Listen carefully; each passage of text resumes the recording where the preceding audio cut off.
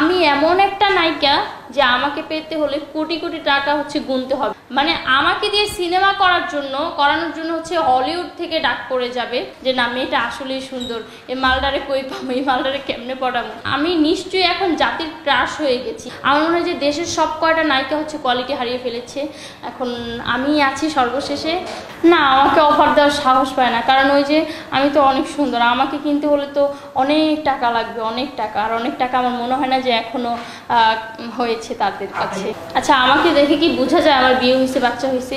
এগুলো কয়দিন আসবে যাবে, আসবে যাবে। এই সুমাইয়ারিংও সবসময় থাকবে, সবসময় ট্রেন্ডিংয়ে থাকবে, সবসময় সিনেমায় থাকবে। মানে আমি যদি একটা সিনেমা কোনো মতে করতে পারি শাকিব খানের সাথে, দেখবেন যে আমার খালি সিনেমার অফার আসবেই আসবেই আসবেই। মানে আমাকে দিয়ে সিনেমা করানোর জন্য হলিউড থেকে ডাক পড়ে যাবে যে এই মেয়েটাকে আমার দরকার, এই মেয়েটাকে দিয়ে সিনেমা করাতে চাই। দেখবেন যে মানুষ তখন মানে ডলার দিতেছে আমাদের দেশকে, যে এই নায়িকাকে লাগবে, এই নায়িকাকে তো পাচ্ছি না কোথাও, এই নায়িকা তো আমাদের দেশে তো এত সুন্দর নায়িকা নেই।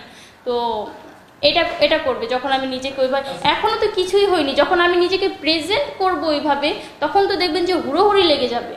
আচ্ছা, আমাকে দেখে কি বোঝা যায় আমার বিয়ে হয়েছে, বাচ্চা হয়েছে? আমার বিয়ে বাচ্চা একদিকে, আমার মিডিয়া লাইফটা আরেক দিকে।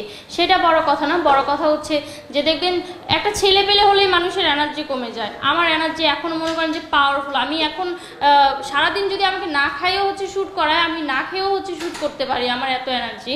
আর সিনেমা করতে হলে আমি এত পরিশ্রম করব যা বলার বাহিরে, কারণ আমি খুবই পরিশ্রমী একটা মেয়ে। আমি এমনি কারো থেকে পেমেন্ট নেব না, বা দিন শেষে আমাকে পে করবে না। আমি পরিশ্রম করে তারপর ইনকাম করব। মিষ্টি জান্নাত দাবি করছে, কিন্তু কমেন্ট বক্সে গিয়ে দেখবেন যে বোন তোরে তো আমাদের ঘর মোছানোর কাজেও লাগবে না, বোন তোরে তো টয়লেট মোছার জন্য নিব না। তো এই কমেন্টগুলো মানুষ কেন করে? আর আমি যখন বলি যে আমি সুন্দর, তখন দেখবেন যে হাজার হাজার কমেন্ট এমন আসে যে না মেয়েটা আসলেই সুন্দর, এই মালডারে কই পাবো, এই মালডারে কেমনে পড়াবো, এইসব কমেন্ট আসে। তো এগুলো মানে আমি নিশ্চয়ই এখন জাতির ক্রাশ হয়ে গেছি। ইভেন অনেকে এখনো মেসেঞ্জারে লিখে যে আপনি তো জাতির ক্রাশ হয়ে গেছেন, আপনি তো জাতির ক্রাশ, আপনাকে পেতে হবে, এটা সেটা। কিছু নায়িকারা আছে যে মাঠ কাঁপায়, আর কিছু নায়িকারা আছে যে খাট কাঁপায়। যারা খাট কাঁপায় তারা দেখবেন যে সিনেমা কেন, তারা সিনেমার ত্রিসীমানাও যেতে পারবে না। তারা খাট কাঁপানো শেষ হলে লাস্ট বয়সে আয়সা বলবে যে শাকিব খান আমাদেরকে নেয় না, আমরা কি দেখতে শুনতে কম সুন্দর নাকি? শাকিব খান কলকাতার নায়িকা ধরে, শাকিব খান এইটা ধরে ওইটা ধরে।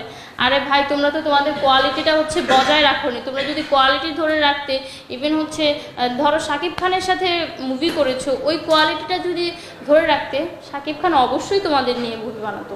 আমার মনে হয় যে দেশের সব কয়টা নায়িকা কোয়ালিটি হারিয়ে ফেলেছে, এখন আমি আছি সর্বশেষে।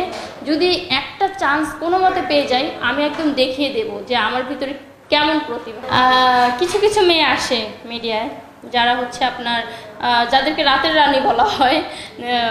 মানে মিডিয়ায় যে সব মেয়েরা খারাপ, সব লোক খারাপ, এটা কিন্তু না। আমাদের মিডিয়ায় অনেক ভালো ভালো লোক আছে, কিন্তু অনেক অসৎ লোক আছে যারা আপনার টাকা পয়সা নিয়ে বসে থাকে। আর কিছু কিছু নায়িকারা হয় কি যে অনেক ভালো একটা কাজ করে গেছে দেশের ভিতরে, অনেক সুনামও পেয়েছে, হ্যাঁ, আবার বিদেশ গিয়ে দেখবেন যে কয়দিন পর দুবাই চলে গেছে, কয়দিন পর মালয়েশিয়া চলে গেছে।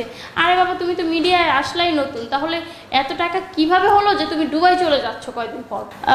অবভিয়াসলি তাকে 100টার উপরে মিউজিক ভিডিও করতে হবে। আর নাটক আমি মনে করি যে ভালো ভালো দেখে 4-5টা করলেই এনাফ। আর সিনেমা একটা করলেই এনাফ। তখন আর সেই সিনেমা জনপ্রিয়তা পেতে হবে অবশ্যই, তখনই নিজেকে নায়িকা দাবি করা যাবে। তখন আমার খুব হাসি পায় যে এত বড় বড় মানুষের সাথে কাজ হয়েছে, তারা কখনোই নিজেকে নায়িকা দাবি করে না। তোমরা ভাই কয়েকদিন ধরে মিডিয়ায় এসে নিজেকে নায়িকা দাবি করো, বাট আমার ব্যাপারটা কিন্তু আলাদা। আমি নিজেকে নায়িকা দাবি করি কেন? কারণ আমার ভিতরে ওই গুণ আছে, আমার ভিতরে ওই প্রতিভা আছে, যার কারণে আমি নিজেকে নায়িকাটা দাবি করি। আর কে বলেছে যে বিছানায় গেলেই কাজ পাওয়া যায়? আমিও তো আজকে একটা কাজে চলে এসেছি। তো আমার যাদের সাথে কাজ হয় তারা খুবই ভালো মাইন্ডের, অ্যান্ড আমি মানুষ দেখে কাজ করি, যেটা আমার কাছে মনে হয় যে না এই মানুষটা ভালো, এই চ্যানেলে আমার আগেও কাজ হয়েছে, এই চ্যানেলটা আমার বিশ্বস্ত একটা চ্যানেল, এই চ্যানেলে আমাকে কাজ করতেই হবে।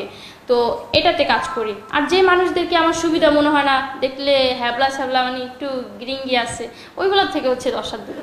না, আমাকে অফার দেওয়ার সাহস পায় না, কারণ ওই যে আমি তো অনেক সুন্দর, আমাকে কিনতে হলে তো অনেক টাকা লাগবে, অনেক টাকা। আর অনেক টাকা আমার মনে হয় না যে এখনো হয়েছে তাদের কাছে। দেখেন না, আমাকে এখন অনেকেই অফার করে 1 লাখ, 2 লাখ, 3 লাখ, 4 লাখ, 5 লাখ পর্যন্ত অফার করে।